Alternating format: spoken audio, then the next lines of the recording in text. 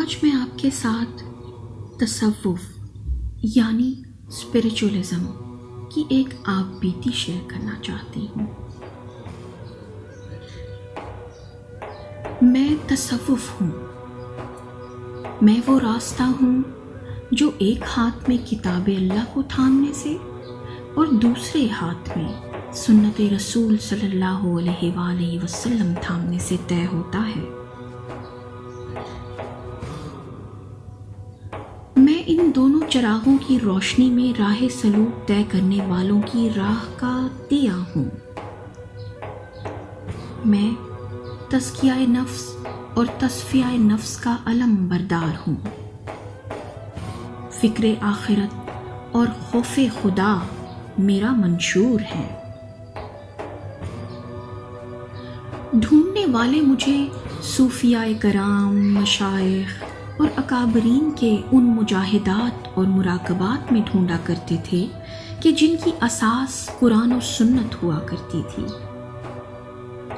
تلاش کرنے والوں کو میرے ثبوت اسوہ حسنہ اور آثار صحابہ کرام سے مل جایا کرتے تھے۔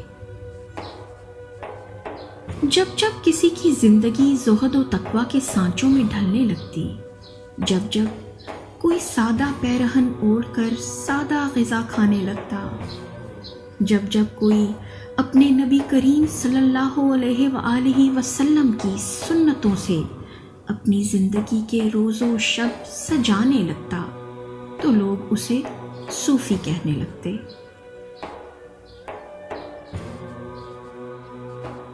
پر حوادث زمانہ نے مجھ پہ بہت ستم ڈھائے۔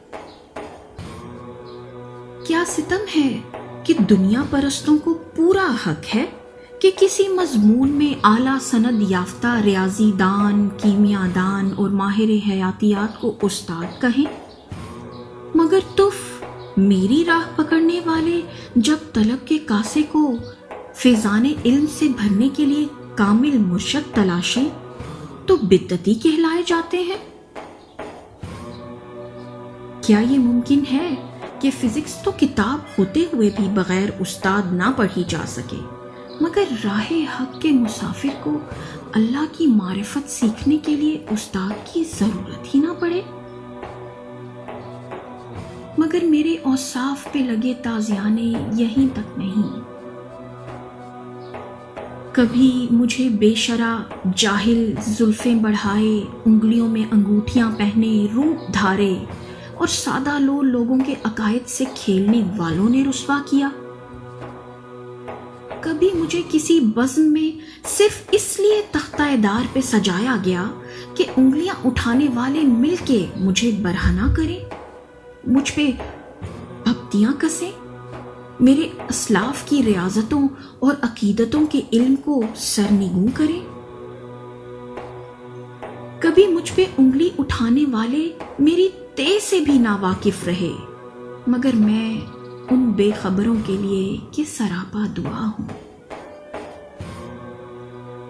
باطن کی ذرا آنکھ جو روشن ہو تو پھر، باطن کی ذرا آنکھ جو روشن ہو تو پھر دیکھیں گے وہ چیز کہ جو منظر میں نہیں ہے۔